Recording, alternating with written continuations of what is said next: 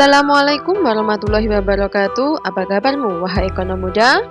Berjumpa lagi dalam mata kuliah Ekonomi Mikro Islam dengan tema Teori Permintaan dalam Islam. Pengertian dari permintaan adalah banyaknya jumlah barang yang diminta pada suatu pasar tertentu dengan tingkat harga tertentu pada tingkat pendapatan tertentu dan dalam periode tertentu. Adapun faktor yang mempengaruhi permintaan meliputi harga barang itu sendiri, harga barang lain, pendapatan rumah tangga dan masyarakat, corak distribusi pendapatan, selera konsumen, ramalan keadaan yang akan datang, dan pertambahan jumlah penduduk. Hukum permintaan. Hubungan antara harga dan kuantitas adalah terbalik. Ketika harga naik, maka kuantitas akan turun. Sebaliknya, ketika harga mengalami penurunan, maka kuantitas atau jumlah barang yang diminta akan mengalami kenaikan. Sehingga bunyi dari hukum permintaan adalah bila harga suatu barang naik, maka permintaan barang tersebut akan turun. Sebaliknya, bila harga barang tersebut turun, maka permintaan akan cenderung naik. Hukum permintaan tersebut berlaku jika asumsi-asumsi lain dianggap tetap atau ceteris paribus. Teori permintaan. Teori yang menerangkan hubungan antara permintaan terhadap harga merupakan pernyataan positif yang biasa dikenal dengan teori permintaan. Teori ini dapat dinyatakan perbandingan lurus antara permintaan terhadap harganya. Apabila permintaan naik, maka harga relatif akan dinaikkan. Sebaliknya, bila permintaan turun, maka harga relatif akan turun. Kenapa bisa seperti itu? Karena logikanya jika permintaan naik, harga malah diturunkan, yang terjadi adalah konsumen akan berebut untuk terus melakukan permintaan, sehingga barang yang tersedia bisa mengalami kelangkaan. Sebaliknya, bila permintaan turun, harga kok malah dinaikkan, yang terjadi adalah konsumen malah tidak ada yang meminta terhadap suatu barang tersebut, sehingga barang yang ada di gudang akan semakin bertumpuk.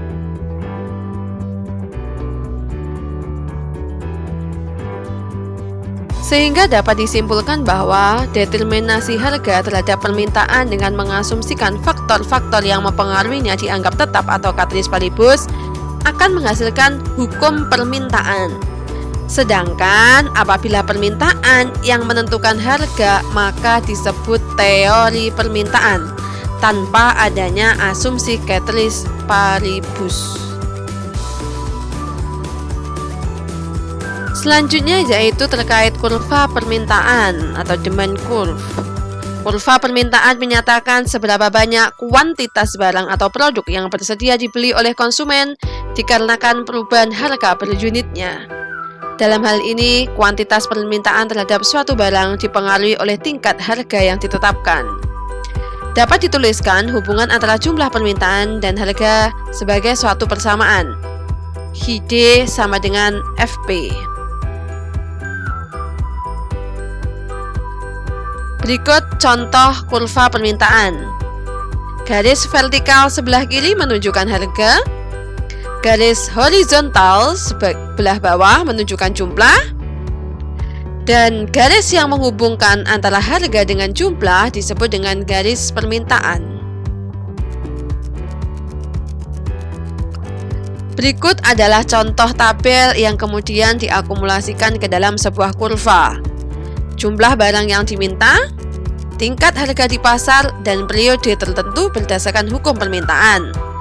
Tabel di sini menunjukkan harga dengan kuantitas barang yang diminta pada titik periode tertentu. Contoh, dengan harga 1000, kuantitas barang yang diminta adalah 200, berada pada periode A.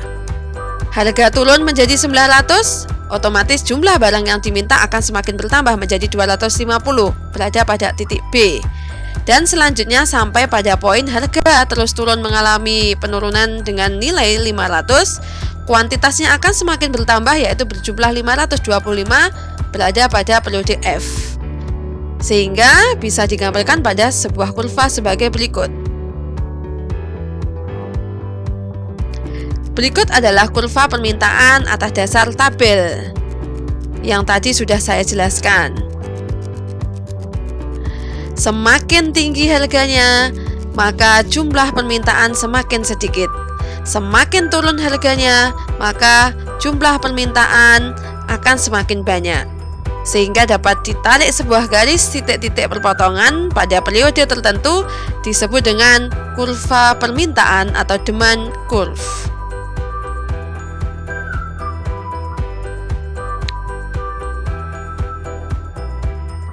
Berikut juga merupakan sebuah contoh kurva permintaan terhadap harga es krim, di mana jika harganya $0 maka kuantitasnya 12, setengah dolar 10, harga $1 kuantitasnya 8. Intinya semakin tinggi harga maka kuantitasnya semakin berkurang. Ini kebalikannya dari yang tadi.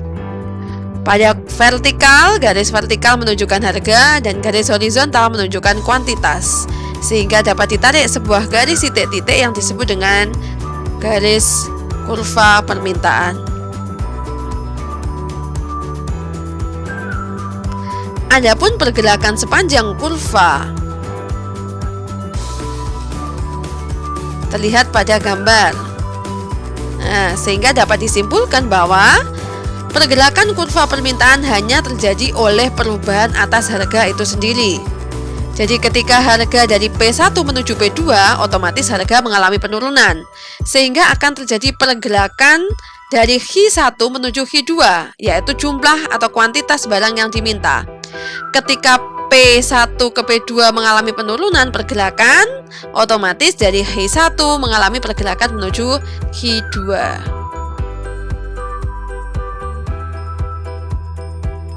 Kemudian pergeseran kurva permintaan.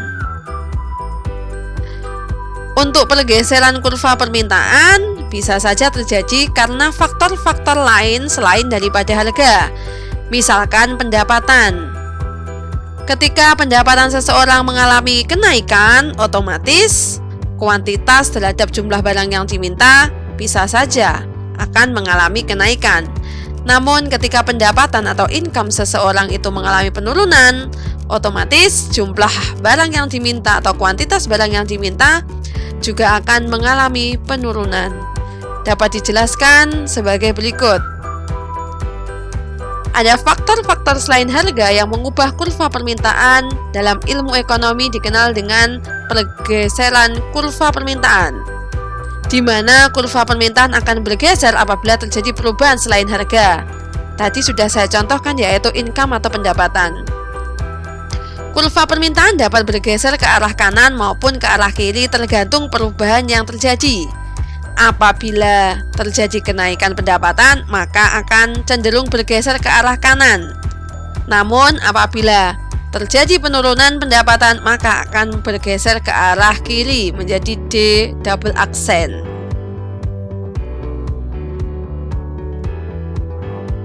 Selanjutnya yaitu kurva permintaan barang halal. Kurva permintaan diturunkan dari titik-titik persinggungan antara indifferent curve dengan budget line. Contohnya, katakanlah seorang konsumen mempunyai pendapatan atau income sebesar 1 juta per bulan. Menghadapi pilihan untuk mengkonsumsi dua barang, yaitu barang X dan barang Y, yang keduanya sama-sama barang halal. Misal harga barang X atau price X disingkat PX adalah 100.000 dan harga barang Y atau PY sebesar 200.000, maka akan dikombinasikan. Nanti akan ketemu pada titik A aksen dan titik A double aksen, yang menunjukkan konsumsi seluruhnya dialokasikan pada barang X, dan titik B menunjukkan konsumsi seluruhnya dialokasikan pada barang Y. Nah, tadi sudah dimisalkan dengan PX dan PY.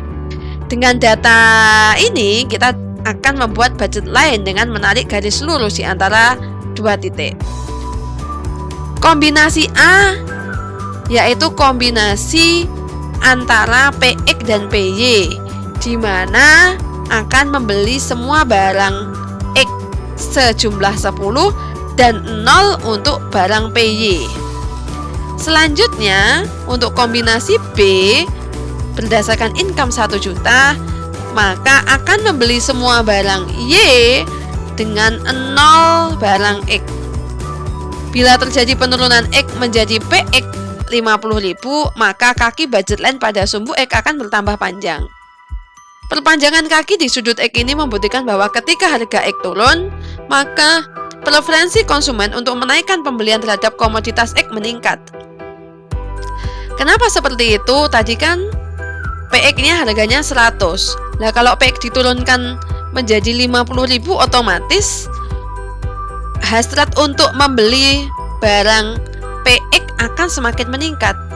Karena yang berubah adalah harga dari salah satu komoditas, maka preferensi harga untuk komoditas Y tidak berpengaruh, sehingga titik perpotongan Y tidak berubah. Sedangkan titik perpotongan dengan sumbu X akan mengalami perubahan.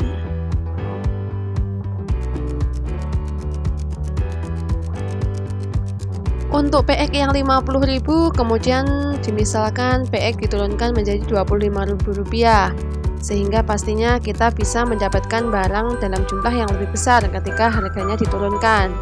Maka kaki budget line pada sumbu X akan semakin panjang. Titik perpotongan sumbu Y tidak berubah, sedangkan titik perpotongan sumbu X berubah.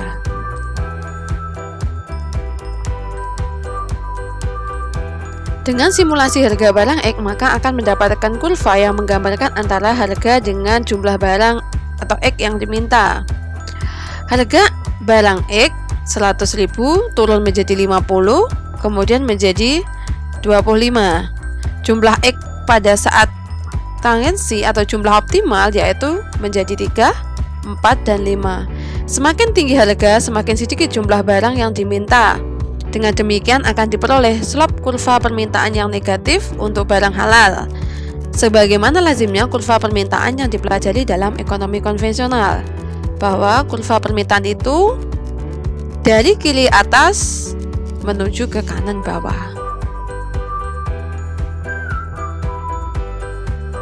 Berikut adalah gambar penurunan kurva permintaan barang X halal dan barang Y halal. Barang X dan barang Y adalah barang halal. Apabila terjadi perubahan harga barang X atau PX, di mana PX1 kurang dari PX2, kurang dari PX3, dan income-nya tetap, maka I per PX1 kurang dari I per PX2, kurang dari I per PX3, sehingga quantity atau HX1 kurang dari HX2 kurang dari HX3. Inilah yang dimaksud terjadinya pergeseran kaki pada sumbu X karena harga barang X mengalami penurunan, mulai dari harga 100.000 turun menjadi 50.000, turun menjadi 25.000. Sehingga semakin harga barang turun, maka quantity atau jumlah barang yang diminta juga akan ikut bertambah, sehingga akan terjadi pergeseran kaki pada sumbu X.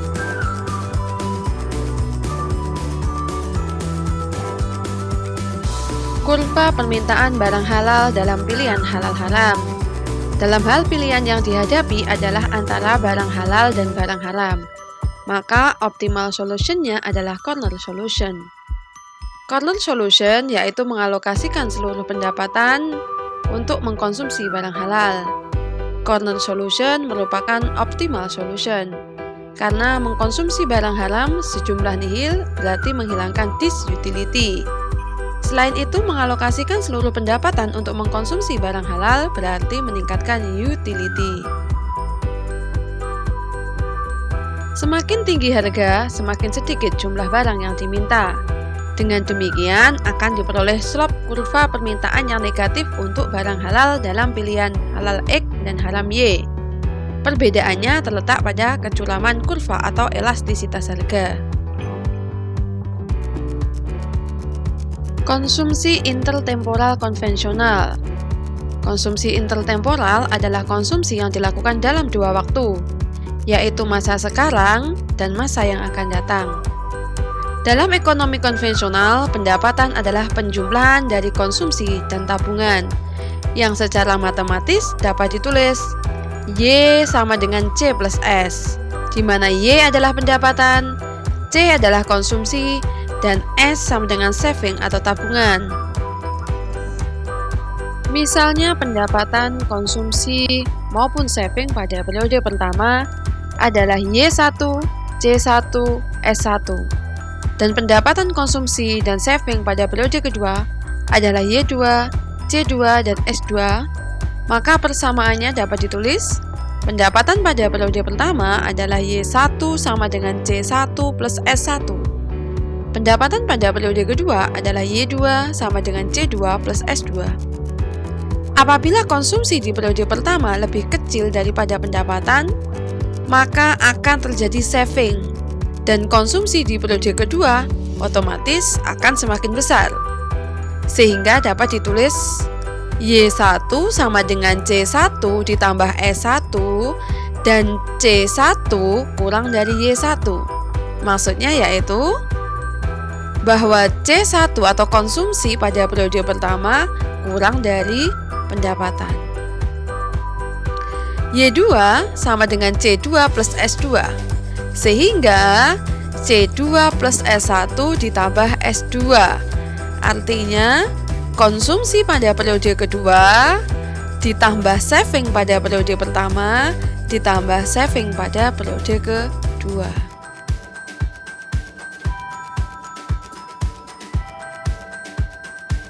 Konsumsi intertemporal dalam Islam. Dalam konsep Islam telah dijelaskan oleh hadis Rasulullah Shallallahu Alaihi Wasallam yang maknanya, yang kamu miliki adalah apa yang telah kamu makan dan apa yang telah kamu infakkan. Oleh karenanya, persamaan pendapatan menjadi Y sama dengan C plus infak plus S.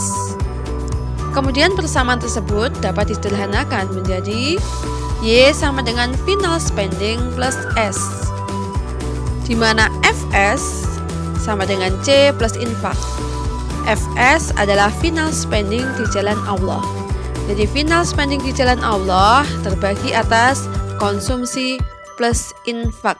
Itu yang membedakan antara Islam dan konvensional. Jika Islam konsumsi itu sama dengan C plus infak, maka jika dalam konvensional pengeluaran itu hanya sebatas konsumsi semata. Demikian pemaparan materi terkait permintaan dalam Islam, di mana permintaan adalah salah satu kegiatan yang tidak bisa lepas dalam aktivitas kehidupan manusia, khususnya yaitu permintaan akan suatu barang. Pesan hari ini bahwa alam telah memenuhi segala kebutuhan kita. Adapun keinginan kita, alam pun juga telah menyediakannya. Namun, kita perlu sedikit usaha untuk mencarinya. Sama halnya ketika Anda melakukan proses perkuliahan, itu adalah usaha Anda untuk mencari ilmu demi kesuksesan masa yang akan datang. Terima kasih, semoga bermanfaat. Sampai berjumpa pada materi selanjutnya. Wassalamualaikum warahmatullahi wabarakatuh.